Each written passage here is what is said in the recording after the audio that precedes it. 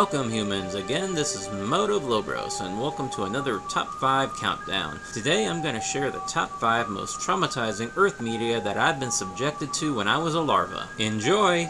Anyways, I was hatched in the late 70s and my formative years were in the 80s and 90s. I was a weird larva. I loved horror movies and TV shows, and admittedly, there were some that I was a little too young to watch. I loved stuff like Alien, A Nightmare on Elm Street, Halloween, etc., and they didn't bug me too much because I knew the monster was really a dude in a suit and all the blood was fake. But there were a few things that did indeed give me nightmares, and today I will project that trauma upon you, my lovely audience.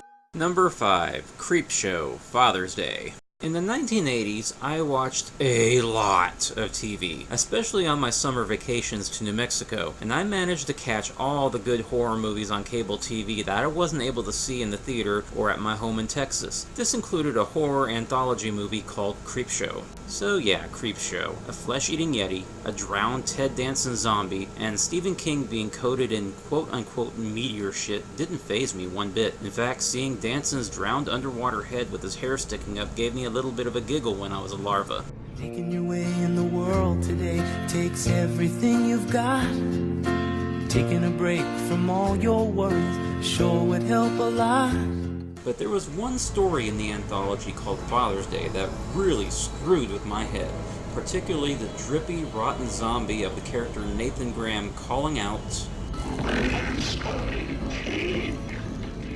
This was my first experience with a movie zombie that I can really remember. For several planetary cycles after, I'd have nightmares of this guy's hand coming up out of the ground and yanking me under. I've seen zombies in film and TV since, but Nathan Graham truly holds a place in the darkest recesses of my brain as the scariest of all the undead. Number 4. Watership Down. All of it. The entire thing.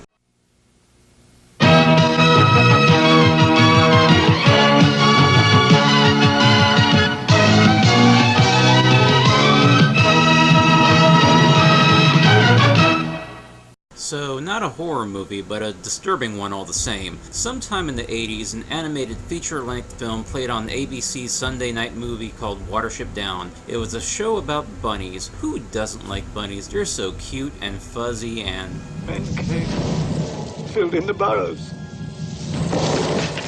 Couldn't get out. There was a strange sound. Hissing. The air turned bad. Runs blocked with dead bodies. We couldn't get out. Sweet merciful crap, they showed this on network TV? Seriously, this was a messed up cartoon. It's about a displaced group of bunnies after humans developed the land and filled in their warrens, killing the majority of their friends and family. And on their journey to find a new home, the horribleness never ends. You got bunnies eaten by hawks, you got bunnies caught in snare traps, you got bunnies murdering each other.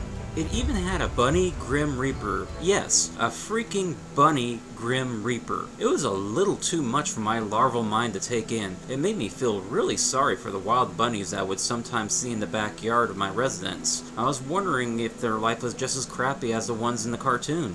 All around me are familiar faces. So next time you see a bunny out in the wild doing what it can to survive, I suggest you hit the F key and pay respects. Number 3. The Amazing Adventures of Unico. Again, not horror, but it still was a bit of a whammy to my larval mind. Unico comes from the Japanese company Sanrio, makers of Hello Kitty, Agretzko, and Ringing Bell, which is another bit of effed up, which I'll cover in another video someday. So why does such a cutesy Sanrio film show up in such a countdown? Well, holy crap, let me get into it. For your planet's annual winter gift-giving holiday of 1986, I got a present which was a bundle including Unico branded pencils, notebooks, and assorted school supplies, along with the VHS of The Amazing Adventures of Unico. And I was not prepared for how messed up it was. The story goes that a unicorn foal named Unico is born and has the ability to grant wishes and spread joy to everybody that comes across him, but a pantheon of jealous gods call upon the West Wind to banish him to Mount Oblivion, where he would be isolated for the rest of his life. Unable to bring herself to do it, the West Wind drops Unico off into the woods where he meets a cat that becomes a human girl due to Unico's ability to grant wishes. That's all well and good, but then you get this creeper named Baron the Ghost that is so trying to get into the pants of this underage cat girl, even going as far as getting her drunk before he gets a Unico cockblock in the form of being impaled on one of his castle steeples. And they show it. They freaking show it, sparing no detail. But that's not the end by any stretch. He turns into freaking Satan, but then he gets murdered by Unico when he turns into an alicorn. Violence aside, it's also depressing. In the end of the movie, the West Wind has to take Unico away again, never to see his friends he's made because the gods hired her sister, the Night Wind, as a sort of bounty hunter who has locked on to Unico's location. Then she drops him off somewhere else, wiping out his memories of the friends he's made. Poor innocent creature. As the West Wind, the gods have ordered me to abandon you on the Hill of Oblivion, but I cannot do it. Instead, I will leave you here, Unico, and pray that the gods don't find you. Once again, you are all alone. You will remember nothing of what has happened. All around me are familiar faces. Okay, last time I'll use that gag, promise. Number 2, The Gate. Okay, back to horror flicks. I caught The Gate on cable TV when I was about 11 of your annual planetary cycles old. I swear to the source that whoever made this movie knew exactly how to tap into the dark recess of a larval psyche to bring on the scare. First, this movie came about during the Satanic Panic. About this time in the 80s, just about everybody was going nuts, thinking that devil worshippers were everywhere, literally around the corner, ready to snatch up kids and induct them into their covens or sacrifice them. And things like heavy metal music, Dungeons and Dragons, etc. were considered gateways into the occult. And with 2 kids accidentally opening a portal to a demonic underworld, backward mass heavy metal records and sacrifices, being an impressionable larva, The Gate kinda got me swept up into this irrational panic as well. At least until my teenage years when I realized it was all hooey.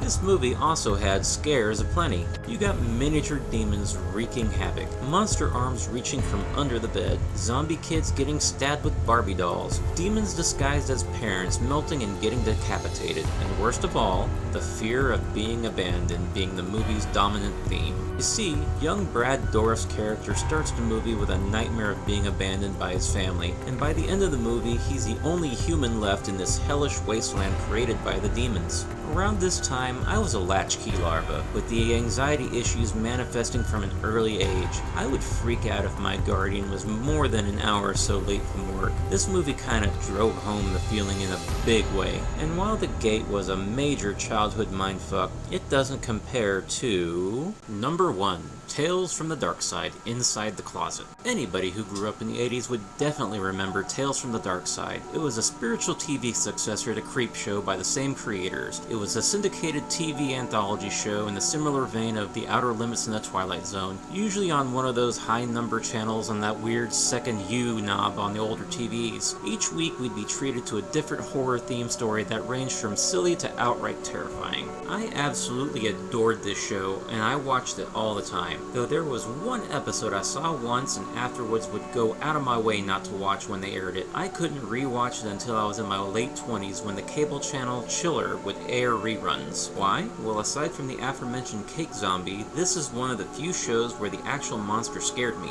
I mentioned previously that monsters like Freddy Krueger or Jason didn't scare me because they were just guys in makeups or costumes. But the monster named Lizzie from the episode Inside the Closet was an ungodly work of puppetry and stop motion. I mean, look at the damn thing. It looks like a pale, hairless, primate monster thing. You tell me this thing isn't pure nightmare fuel. Can you imagine this creature skulking around in your closet ready to murder you and eat your corpse? Oh crap, I'm in my closet right now recording this. So, that was today's countdown. Do you have any movie, TV show, or any other form of media that freaked you out when you were a larva? If so, feel free to tell your story in the comments below. Also, don't forget to like, subscribe, hit the notification bell, and hit that F key for the bunnies. This is Motive Lobros. Peace out, Earthlings.